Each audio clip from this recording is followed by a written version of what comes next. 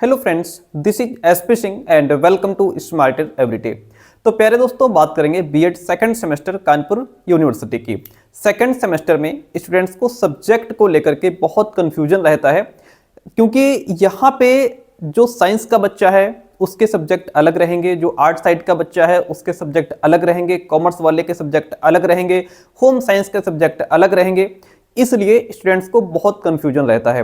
दो सब्जेक्ट सबके अलग अलग रहेंगे और दो सब्जेक्ट आपके सबके कॉमन रहते हैं। तो आइए इसी चीज को समझते हैं। उससे पहले आपको बता दें कि हमारा जो पेड कंटेंट है वह तैयार है। उसके लिए आप हमें 9628182649 इस नंबर पे व्हाट्सअप मैसेज करके नोट्स की डिटेल इंफॉर्मेशन ले सकते हैं। लेकिन ध्यान रहे, अभी आप अपने टीचिंग सब्जेक्ट समझ लीजिए कि आपके टीचिंग सब्जेक्ट क्या रहने वाले हैं।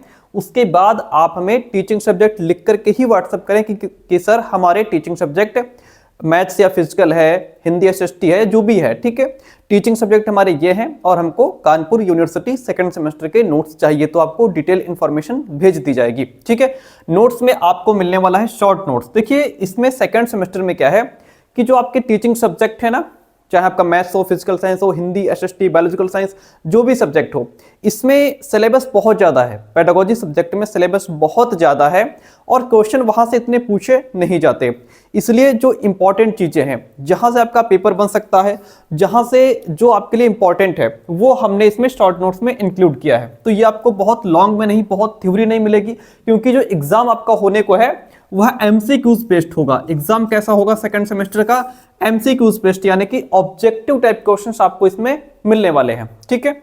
तो इसमें हम आपको शॉर्ट नोट्स देंगे, ठीक है, और ऑब्जेक्टिव टाइप क्वेश्चंस मिलने वाले हैं। आपको इंपॉर्टेंट एमसीक्यूज का कलेक्शन मिलेगा जो आपके एग्जाम के लिए बहुत ही रामबाण सिद्ध होने वाले हैं, और प्रीवियस ईयर क्वेश्चन पेपर्स का कलेक्शन भी हम आपको देंगे। यहाँ पे आपका 2022, ठीक है, 2023, 2024 और 2025, ठीक है, 2022, 23, 24, 25, यानी कि 4 क्वेश्चन पेपर आपको यहाँ पे मिलने वाले हैं विधिवत सॉल्यूशन के साथ में। और सबसे बड़ी बात, यहाँ पे जो मार्केट में क्वेश्चन बैंक आते हैं उनकी भी पीडीएफ हम आपको प्रोवाइड करा देते हैं, ताकि आपको बाहर पैसा खर्च ना करना पड़े, मार्केट में पैसा खर्च ना करना पड़े। आपको ये ना लगे कि हमने सर का कंटेंट तो ले लिया, बाहर जो चीजें वो हम नहीं पढ़ पाए, इसलिए उसकी भी पीडीएफ हम आपको प्रोवाइड करा देते हैं। तो ये सारा मटेरियल आपको मिलने वाला है। आप यहाँ व्हाट्सअप करेंगे और आपको कंप्लीट नोट्स प्रोवाइड करा दिए जाएंगे, ठीक है।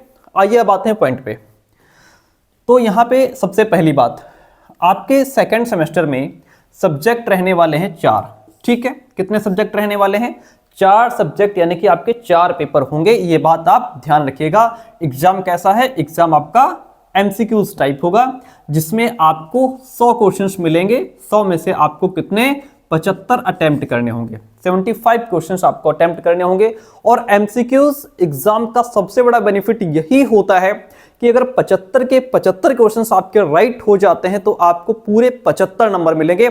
एक भी नंबर आपका इसमें कम नहीं होता है, ठीक है। तो ये बहुत अच्छी अपॉर्चुनिटी होती है कि आप इसमें बहुत अच्छा रिजल्ट आप अपना बना पाओ। इतनी बात समझ गए? ठीक है। अब देखिए, 2 टीचिंग सब्जेक्ट आपके होते हैं। अब टीचिंग सब्जेक्ट को ध्यान से समझ लीजिएगा, नहीं तो फिर आप जो है मैसेज करेंगे कि सर हमारे टीचिंग सब्जेक्ट क्या रहने वाले हैं।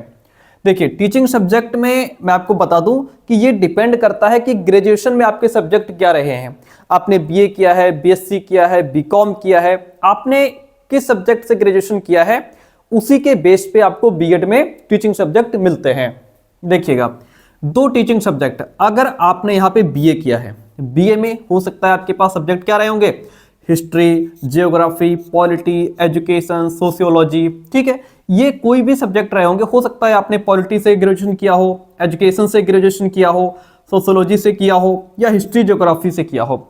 ये सारे सब्जेक्ट मिलकर, इसमें से कोई भी सब्जेक्ट आपका ग्रेजुएशन में रहा हो, तो इसकी जगह पे आपको बीएड में पेडागोजी ऑफ सोशल साइंस मिलता है, जिसको हम एसएसटी भी कहते हैं, ठीक है। यदि आपके बीए में ये सारे सब्जेक्ट रहे हैं या इसमें से कोई भी सब्जेक्ट रहा है, तो आपका पेडागोजी ऑफ सोशल साइंस हो जाएगा, यानी कि आपको यहाँ पे बीएड में एसएसटी मिलेगा, ठीक है। इतनी बात क्लियर है।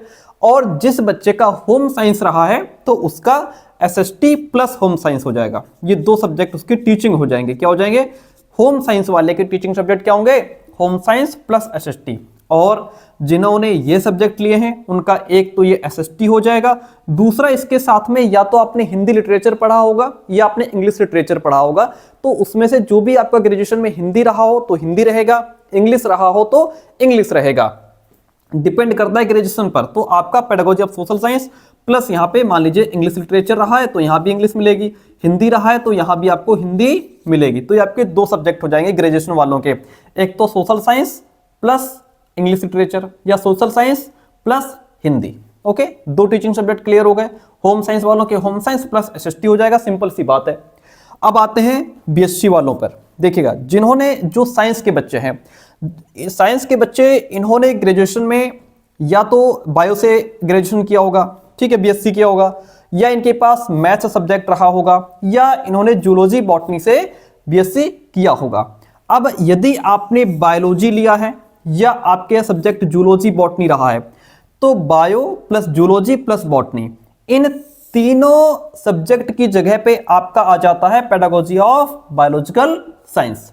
एक तो आपका टीचिंग सब्जेक्ट ये हो गया, प्लस इसके साथ में एक आ जाता है आपका फिजिकल साइंस। ठीक है, तो आपके दो टीचिंग सब्जेक्ट हो गए, एक आपका बायोलॉजी प्लस दूसरा फिजिकल साइंस। कितने हो गए? दो टीचिंग सब्जेक्ट आपके हो गए।